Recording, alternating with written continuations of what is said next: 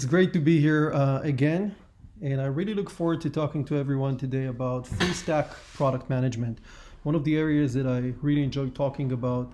A little bit of a quick intro about myself. I've been in strategy and growth, mostly in the tech environment for the past 20 years.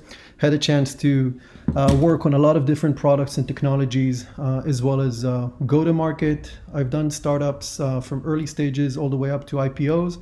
But I also had a chance to work in much larger companies, public companies such as Walmart, StubHub, which was part of eBay, and consulted with a few others. Worked on e-commerce, digital media, fintech, including deep technologies. Have done my fair share of B2C and B2B. But really, whether I was in an earlier stage company or in a larger one, I'm all about the startup DNA, being in the trenches, applying agile execution, and just trying to get things done, working as close as I can with customers. So in terms of the agenda, I want to give you guys a quick intro into full stack product management. What is it all about? What does it actually mean? Then we're going to have a closer look at the roles and responsibilities of full stack product managers. And then at the end, we're going to talk a little bit about what does it take to become one? What does it take to become a real product superhero? And full stack product management presents new opportunities, both opportunities for companies that hire full stack product managers or empower them, as well as opportunities for people like us, for product managers, for individuals that want to grow. And when we say full stack, we don't really mean, full stack in the same sense as we talk about engineers. This is not front end and back end. This is not technological stacks. It mostly means leadership in a holistic way in 7 different areas of focus that are all critical for the success of the product and the company. It means a product-led state of mind. And we're talking about very specific ways of working that can allow us to be successful. In many companies and many organizations, product managers are kind of, steered in a certain direction. And the PM profession is not really well defined. So in different companies, as much as product managers can share the same title, they end up doing things that are very different. And why is it? Some of it has to do with the company strategy. Some companies focus on optimization, on just squeezing more of the lemon and trying to get more out of the existing audiences and the existing set of products. And they prioritize that over new growth. Some of it has to do with company culture.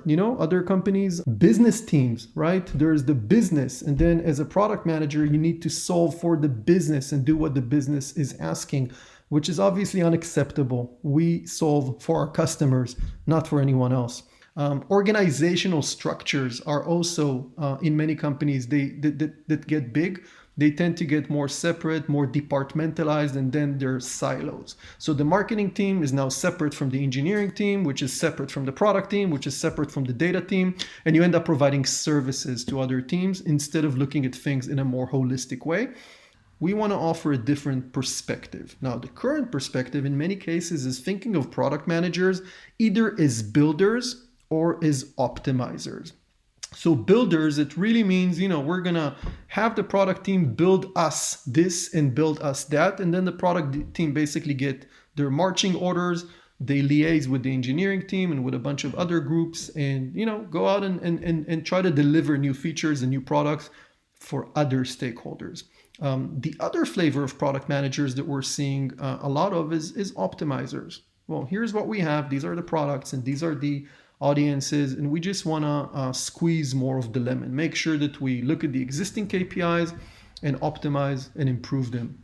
Now, there's nothing wrong with that, but those approaches could be limiting, both for the company and both for your career as product managers. So I want to challenge you guys to stop for a moment and think, what type of product manager are you? Then think about the type of PM that you want to be. Think about your company. What does it need in order to grow and get to the next stage? Full stack product managers oversee 7 different areas of responsibility. Now, this is my take. This is what I've been talking about and preaching for years, but you may end up reading, different materials that map different areas of responsibility. But to me, it really starts with strategy and knowing what we're focusing on. And customers, of course, looking at the tech aspect, because at the end of the day, we are product managers in a tech environment. Communications is key because that's what helps us drive and deliver. And then project and delivery is tightly coupled with that. Data is just the way we make decisions. We don't make decisions based on our gut feelings. And at the end of it, none of this matters unless we can go to market and get to the customers. So full stack product managers actually oversee those 7 areas. It doesn't necessarily mean that they are the guys doing everything, but it does mean that they're responsible for bringing all of it together. And it actually starts with strategy. When we think about strategy, everyone pours different meanings into that word. Some people think that in order to figure out strategy, you need to be an MBA graduate or have at least 3 years of experience in a great consulting company like McKinsey or BCG. But in reality, strategy is just really, really 2 simple things. It could be about the purpose, and it should be about driving growth. Strategy is knowing where you're at and where you're going. And it's not just the product. It could be your audience, it could be the business or the assets that you're trying to grow. It could be operations that you're trying to optimize or improve the performance of. It could be, people, funding, and a lot of different things. So the right way of doing it is, first of all, looking yourself in the mirror. What's your point A? How many users do you have? What percentage is that out of the total addressable market? How are your users currently using the product? What's their journey? What are they missing? All of those things. You have to be very honest and very clear with your point A. Then you got to think about point B. Point B is where you aspire to be. It sounds easy. It sounds very straightforward, but it's not. Most companies actually miss out on their point B. When it comes to growth, a lot of companies focus on their existing customers and their existing products, and they just try to optimize. And some companies that are actually more advanced think about it from an expansion standpoint. So either going after new customers with the existing products or going after new products with the existing audiences. But the really bold companies actually go into new initiatives that are absolutely outside of their existing realm. They try to hedge and they try to diversify. So these are different types of growth. So as full stack product managers, you guys are actually encouraged to think outside of the box. Think about the strategy. What are you currently working on and why does it matter? Where is that going to lead you? Are you just trying to optimize existing assets? If you are, where is that going to take you? Where is that going to take the company? Or maybe you're trying to build new assets. Are you trying to expand your audiences? Are you trying to expand your product portfolio? Or are you actually going after the more risky type of ventures, going after completely new products and new audiences? The second one is the customer side. Always start with your customers. And you got to ask yourself 3 questions, right? Who are those customers? What's their current journey? And then identify gaps that lead to opportunities. As we are mapping the problems of those customers, it's not just about understanding who they are, it's about understanding their problems. We typically look for pains, right? We look for 2 main things. We look for friction, which is the second bullet point right here, and we look for frustration. If we can identify both of them, it actually presents a really interesting opportunity, right? The key is to solve for the customers, right? It's not just about understanding the customers, but it's also about understanding what are the right solutions that will help them, get the right value. And value could either be tangible value or it could be perceived value. The easy part, by the way, is the tech side. A lot of folks assume that, product managers are just there to work with the engineering teams and get things done on the technical side. And it's all about the solution, right? It's not necessarily about understanding the customers or understanding the problem. But there's much more to that. A lot of people also think that in order for you to be a product manager, you need to really be technical and have an engineering background. And I think the key is you need to know enough to be dangerous. It's not necessarily about knowing everything in the architecture. It's about partnering with the engineering team to get to the right solution. And being dangerous means knowing enough so that you can challenge the engineering team and figure out what's the right system, what's the right way to build it. How do we balance between technical debt for the future versus going to market much faster? It's really about driving the technical execution and the delivery. And some of it is also about translating to people who are not technical. Number 4 is communications. I like to say that full stack product managers are polyglots, meaning they can speak many, many different languages and they can translate between them. But it's not just about those tactical aspects. Some of it is about the leadership and the ownership. Clearly, communication is key. It is tactical, but it's critical. You have to know how to ask people the right questions. You have to know how to share the right insights. And obviously, all of this is going to help you drive. Project delivery.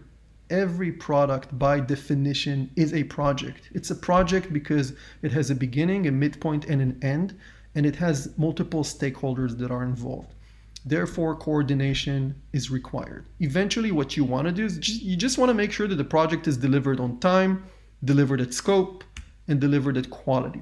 6 is data. Are we expecting product managers to be data analysts in addition to everything? No, not necessarily. Well, it's going to be great if they can write some SQL queries, but at the end of the day, it's about 3 things. The first is probably the most critical. It's about understanding what signals we need to collect.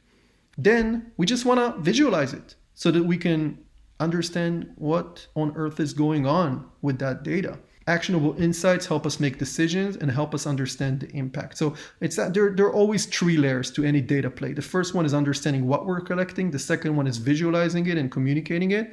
And then the third one is getting those actionable insights. And without data, making decisions without the right data, honestly, I think everyone by now knows it's the wrong way to go. It doesn't mean the data always has to be quantitative. Sometimes qualitative data could help. Maybe it's not statistically significant, but it could be directionally significant. And data is the right way to establish leadership. It's the right way to make decisions and to challenge others. The last area of responsibility for full stack product managers is go-to-market. Now, a lot of folks are going to say, well, product managers are not really the ones acquiring customers. But in reality, they should be very close to that, and they should oversee all of that. They should think about customer acquisition. They should think about the brand. They should think about engagement. And obviously, they should think about unit economics, which are critical for our growth. So how do you become one? How do you actually become a full stack product manager? Here's a recipe. You start by evaluating your own capabilities. Basically, look yourself in the mirror and tell yourself, here's what I'm good at, and here's what I'm not good at. Here's where I still need to improve. And the key there is to be honest. So guys, that's really the recipe. That's really the recipe of becoming full stack product managers. I hope it was fun. I know a lot of it was just, brief, and we didn't get a chance to talk about some of these slides. But as I said, pause the video, read some of it, and feel free to reach out. And I'm always happy to talk about more. Thanks everyone, and continue to grow.